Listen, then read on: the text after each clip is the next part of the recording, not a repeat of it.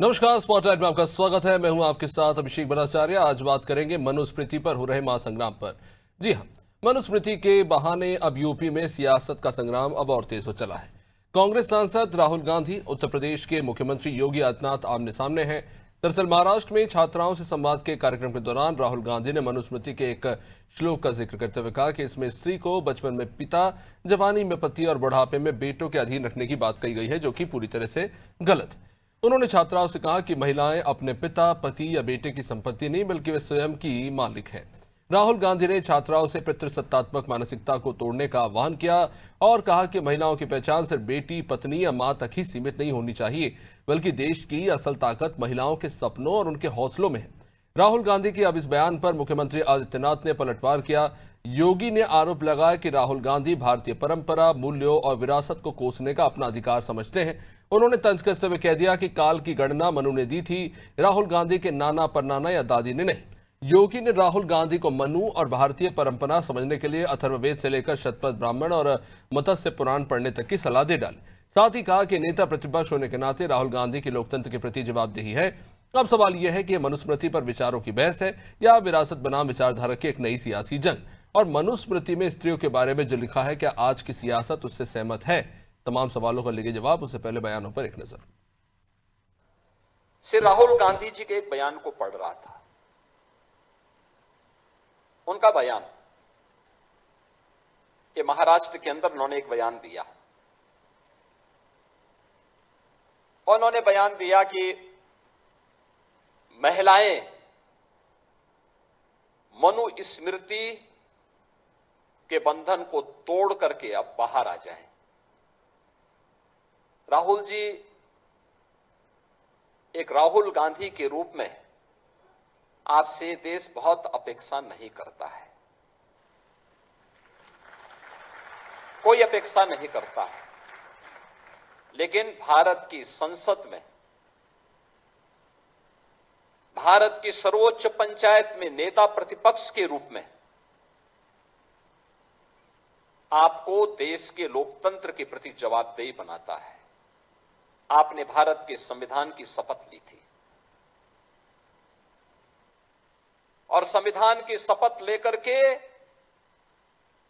आप भारत की परंपरा को, भारत की विरासत को कोसना अपना जन्मसिद्ध अधिकार समझते हैं। और लोकतंत्र के प्रति आपकी निष्ठा क्या है, ये तो इस देश ने 1975 में आपातकाल की काली साया को देखा है। उत्तर प्रदेश के मुख्यमंत्री विपक्षी नेताओं पर अनावश्यक टिप्पणी करने का काम कर रहे हैं। जनता के मुख्य मुद्दों से जनता का ध्यान बांटना चाहते हैं। लगातार महंगाई बढ़ रही है, बेरोजगारी बढ़ रही है, भ्रष्टाचार चरम सीमा पर है, विकास काम ठप है, स्वास्थ्य सेवाएं ध्वस्त हैं, स्कूल बंद हो रहे हैं, लेकिन सरकार इन मुद्दों पर कोई वार्ता करने को तैयार नहीं है। अनावश्यक मुद्दों पर बहस करा करके, अनावश्यक मुद्दों पर बात करके जनता को मुख्य मुद्दों से भटकाने का काम हो रहा है। जो समाज के एक बड़े वर्ग को छोटा बनाती हो, समाज के एक बड़े वर्ग को उपेक्षित बनाती हो, वो चाहे किसी के द्वारा लिखी गई हो, किसी के द्वारा बोली गई हो, वो वर्तमान युग में स्वीकार्य नहीं है। योगी आदित्यनाथ जी पुराने युग में जीना चाहे वो जिए, वो अपने जो उनका अपना अधिकार क्षेत्र है वहाँ अगर लागू कर सके लागू करके दिखाएं। अगर उनको मनुस्मृति लागू करने की इच्छा है तो लागू करके दिखा दें। राहुल गांधी जी ऐसी किसी भी चीज़ के खिलाफ है जो इंसान को इंसान नहीं रहने देती, तो इंसान का अपना जो उसकी गरिमा है उसके खिलाफ है, उसकी हर चीज़ के खिलाफ है राहुल गांधी। और राहुल गांधी उस अभियान को लेकर चल रहे हैं और वो अभियान जारी रहेगा। तो शनिवार को जब पुणे में ये बड़ा आयोजन हुआ, वहां पे तमाम ऐसे मुद्दों को लेकर चर्चा हुई। राहुल गांधी के बयानों को लेकर अब कहीं ना कहीं वहां पे बहस छिड़ गई है। चर्चा को आगे बढ़ाएंगे। डॉक्टर अरुण चौबे बीजेपी से हमारे साथ, अशोक तिवारी समाजवादी पार्टी से, डॉक्टर रवि प्रताप सिंह कांग्रेस से हमारे साथ है। बहुत बहुत स्वागत आप सभी मेहमानों का इस चर्चा में जुड़ने के लिए। शुरुआत आज कांग्रेस से ही करेंगे। रवि प्रताप जी, जाहिर तौर पर जो पुणे में जो कार्यक्रम हुआ उसमें कई ऐसी बातें कही गई हैं, खासतौर से महिलाओं के सशक्तिकरण को लेकर भी, और मनुस्मृति में जो बातें लिखी गई हैं उनका एक तरह से कह सकते हैं कि जिसको लेकर आलोचनात्मक शब्दों का इस्तेमाल राहुल गांधी ने किया, किस तरह से देखें इसे? क्योंकि आपके विरोधी दल के नेता ये कह रहे हैं कि अगर आप किसी किताब या ग्रंथ के बारे में कोई आप आलोचना कर रहे हैं या टिप्पणी कर रहे हैं या बुराई कर रहे हैं, तो आप उस किताब के बारे में अच्छी बातें भी बता दीजिए। देखिए, ये बताइए कि मनुस्मृति में जो चीजें लिखी हैं, क्या उनके कहने से कोई परहेज है? पहली बात, मनुस्मृति के अध्याय 5 का श्लोक 147 है कि बाल्या वा युवत्या वा वृद्ध्या वा योषितम न स्वातंत्र्य कर्तव्यम किंचित कार्य बहिकृत। और वो 48वां है कि बाले पितृवसे तिष्ठेत पानग्रहस्य यौवने पुत्राणाम भर्तरि प्रेतेन भजेत स्त्री स्वातंत्र्य। यानी कि बालिका को, युवती को और वृद्धा को स्वतंत्र नहीं होना चाहिए, पिता, पुत्र और पति के अधीन रहना चाहिए। इसी तरीके से रामचरितमानस में कहा गया कि पूजहि विप्र सकल गुणहीना शूद्र न पूजहि वेद प्रवीणा। ये लिखा गया है, हम रोज रामायण में गाते हैं। आज भी हमारे जज जब दृष्टांत में लिखते हैं अपना निर्णय, तो उसमें वेद का, पुराण का, रामायण का, महाभारत का दृष्टांत देते हैं, आज भी देते हैं। इसका मतलब ये नहीं कि कुछ गड़बड़ है। जब हिंदू कोड बिल आया तभी इन तमाम चीजों का तिलांजलि दे दी गई थी, लेकिन आज भी वही मनुस्मृति है जो कहता है कि स्त्री को ना तो ब्रह्मचर्य का अधिकार है, न उसको वैदिक शिक्षा का अधिकार है, और न ही स्त्री को, ये जान लीजिए, कि यज्ञोपवीत का अधिकार है। वही कहता है अध्याय 10 में शूद्रों को कि शूद्र को न वेद पढ़ने का अधिकार है, न शूद्र को कोई शिक्षा का अधिकार है, केवल सेवा का अधिकार। पर रवि प्रताप जी, एक बात समझ नहीं आई। बात हो रही है महिला सशक्तिकरण को लेकर, उनकी समानता को लेकर, उनके अधिकारों को लेकर, अचानक से मनुस्मृति की मुद्दा बन के रह गया। ये बात तो उसके जिक्र के बिना भी की जा सकती थी। देखिए, आज भी लोग, कुछ लोग कविताएं कहते हैं, कुछ लोग शेर कहते हैं, और कुछ लोग संस्कृत का श्लोक कहते हैं। अपनी बातों को मुहावरे, दोहे, अलंकारों से अलंकृत किया जाता है एक कनेक्शन करने के लिए। तो उस कंडीशन में अगर उन्होंने इस दृष्टांत का उल्लेख किया तो इसमें पूरा क्या था? अगर ये है तो है। दूसरी बात, आप ये बताएं कि कह रहे हैं कि कोई देश गंभीरता से नहीं लेता। आप माने या न माने, संसदीय प्रणाली में एलओपी वही है, और लोग गंभीरता से न ले, सरकार और मोदी जी तो गंभीरता से लेती है, क्योंकि उन्होंने कहा कि जीएसटी गलत है, गब्बर सिंह टैक्स है, और जो कहा कि 5/18 होना चाहिए, 9 साल बाद याद आया। किसानों का काला कानून भी उनको याद आया, लेटरल एंट्री भी उनको याद आ गया। उन्होंने चीन की जो बात कही वो भी जो गए। जितना राहुल गांधी जी दिल से सोच के करते हो, भविष्यवाणियां सही होती है। और आज की तारीख में राहुल गांधी जी अगर एक शब्द कहते हैं तो पूरी भाजपा पीछे पड़ जाती है। ठीक है, पर आपके सहयोगी दल के नेता भी कह रहे हैं कि यहाँ और बड़े बड़े मुद्दे हैं, उन मुद्दों को छोड़कर अब फिर से वही धार्मिक मुद्दों और ग्रंथों में कहीं ना कहीं उलझते नजर आ रहे हैं। किस तरह से देखा जाए इसे, अशोक तिवारी जी? क्योंकि आरोप आप ही की पार्टी के प्रवक्ता लगा रहे हैं कि जो मूल मुद्दा है उससे कहीं ना कहीं भटकाने की कोशिश की जा रही है, चाहे वो चंदा चोरी का मामला हो, चाहे बच्चों के पेपर लीक के मामले हो, तमाम मुद्दों से भटकाकर इसे मुद्दा बनाया जा रहा है। लेकिन इस बात को भी आपको मानना होगा कि शुरुआत तो राहुल गांधी जी ने ही मंच से की है। अशोक तिवारी जी। हाँ जी भाई, देखिए राहुल गांधी जी क्या कहते हैं, क्या बोलते हैं, इस पर भारतीय जनता पार्टी को बहुत ध्यान दे रही है। तो हमें कोई एतराज नहीं है, उसको ध्यान अगर देने की इच्छा है तो दे सकती है ध्यान। सच्चाई सर ये है कि जो राहुल गांधी जी ने बात कही है वो बात सामान्य सी बात है। सामान्य सी बात इसलिए है कि कालांतर में देश काल परिस्थितियां बदलती रहती हैं। कभी कुछ, जब मनुस्मृति लिखी गई होगी उस समय की देश काल परिस्थितियां कुछ और रही होंगी, मोबाइल का गूगल खोल के दीजिए। परिस्थितियां कुछ और हैं। आज समाज में हर समय परिवर्तन और परिमार्जन होता रहता है, तरह तरह की चीजें हम आत्मसात करते रहते हैं। तो आज की स्थिति है, महिलाएं आज स्वावलंबी हैं, महिलाओं को तमाम अधिकार आज हैं, वो पा रही हैं, और अधिकार और पाना चाहिए, सामान्य सी बात है।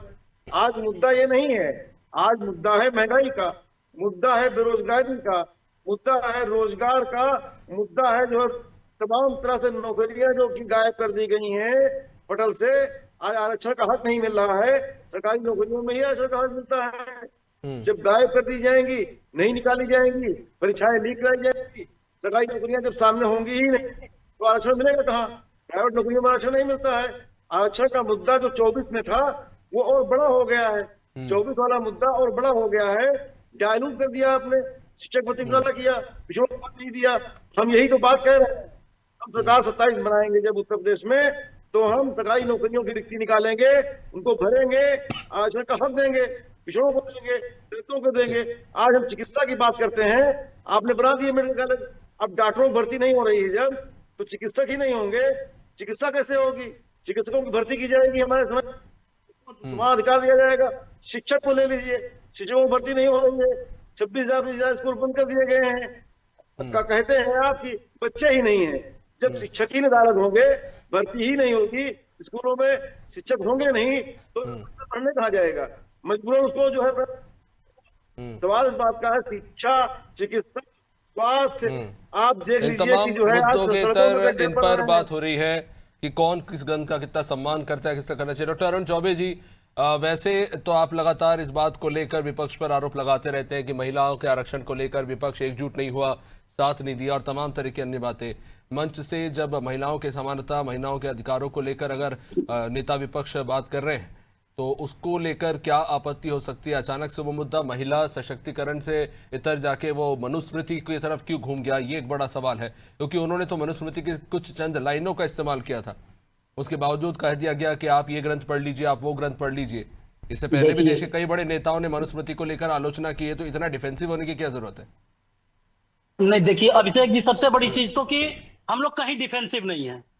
और कांग्रेस का चरित्र पूरी तरीके से सनातन विरोधी अपने उत्पत्ति काल से रहा है। इनकी आस्था कैथोलिक, ईसाइयत में और इस्लाम में है, तो इनको तो सनातन धर्म से जुड़ी हुई हर पद्धति, सनातन धर्म के सारे ग्रंथ बुरे लगेंगे। जो राहुल गांधी को पता तक नहीं है कि महिलाओं के बारे में मनुस्मृति में क्या कहा गया है, उसी मनुस्मृति के अध्याय 3 का श्लोक संख्या 56 कहता है कि यत्र नार्यस्ते पूज्यन्ते रमन्ते तत्र देवता, यत्र अस्ते न पूज्यन्ते सर्वस्त्र फला क्रिया।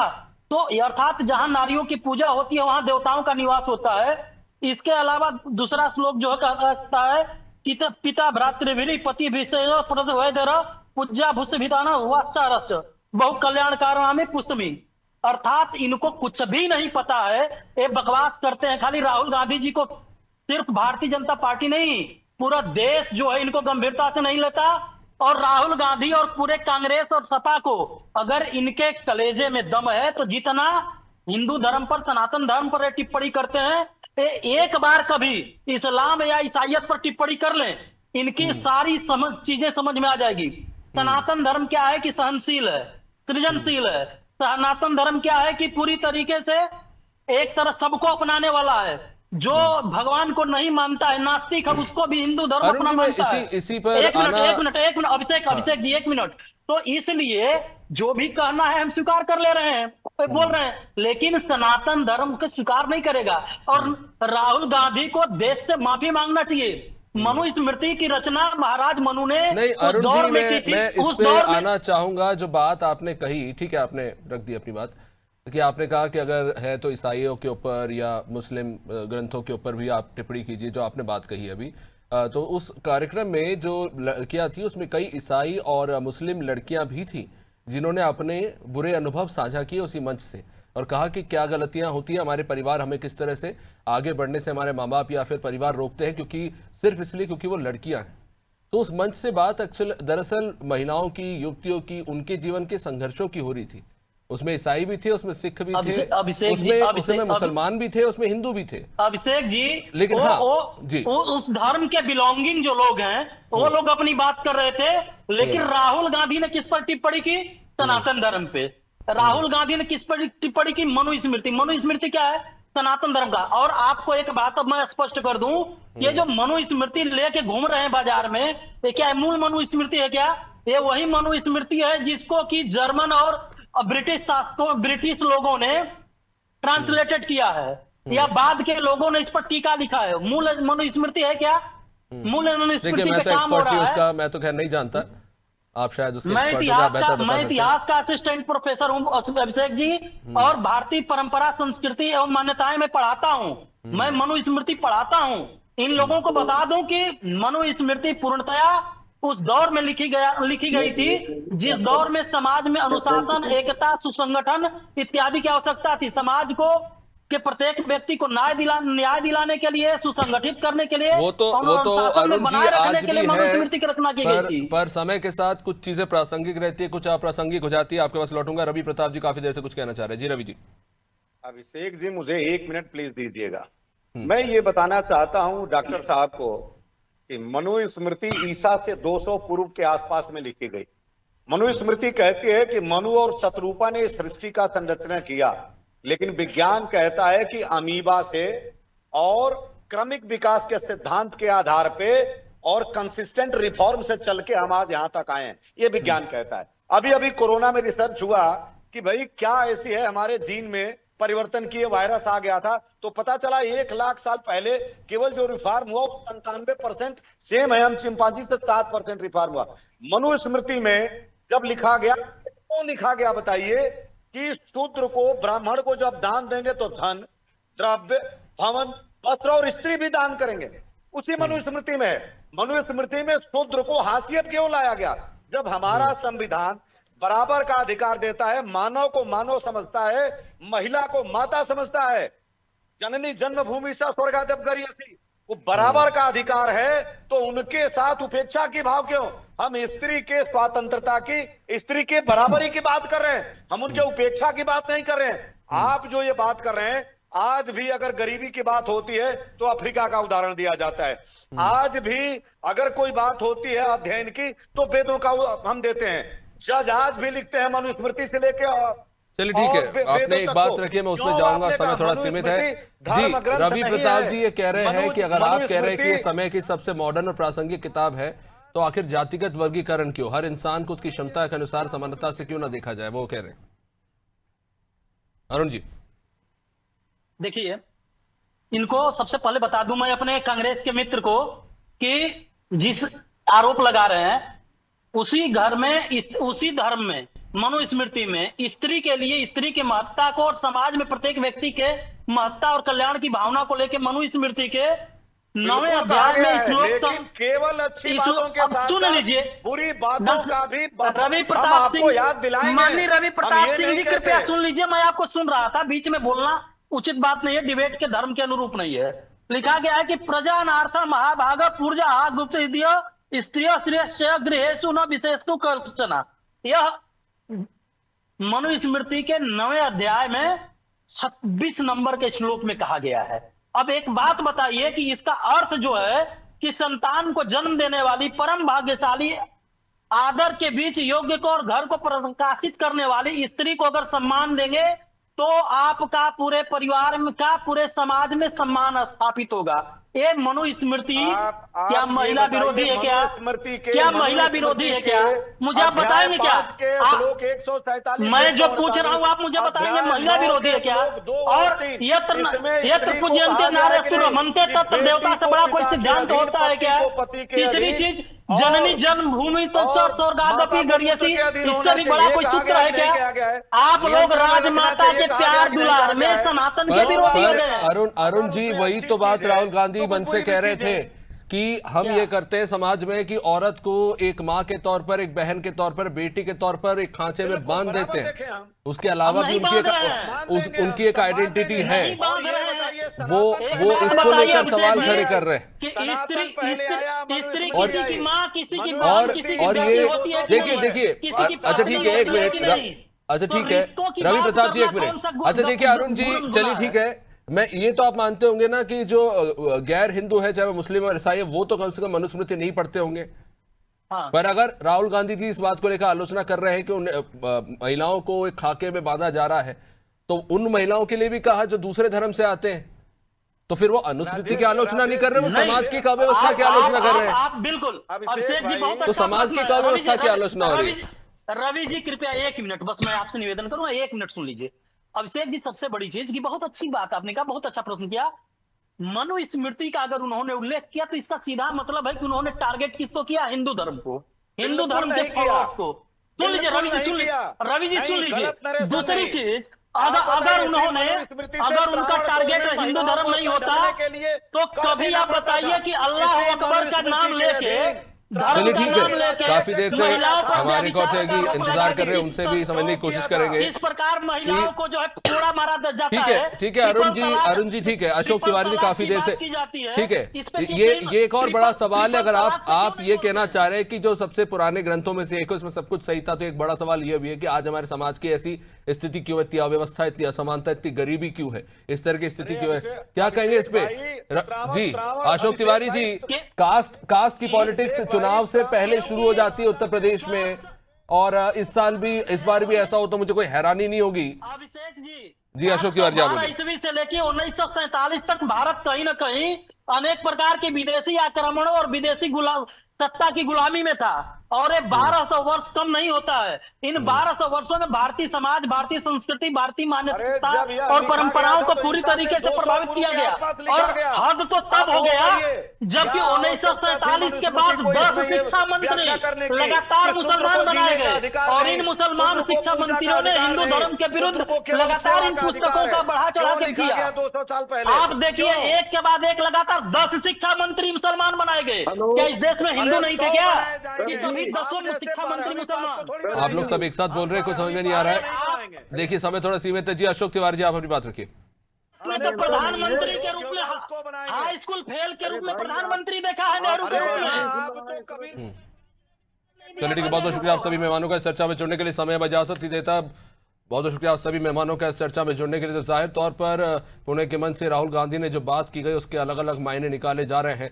एक तरफ महिलाओं की समानता, सशक्तिकरण की बात हो रही, तो फिर कहीं से एक तरह से सनातन के अपमान से भी जोड़ दिया जा रहा है। मनुस्मृति के जो छंद हैं उनको लेकर जो टिप्पणियां की जा रही है उस पर भी कहीं ना कहीं सवाल उठा है। लेकिन एक बार फिर से वाटर वॉटरी शुरू हो गई है कि उन्होंने सही किया, हमने गलत किया, उनकी किताबों में खराब था या हमारी किताबों को खराब बताया जा रहा है।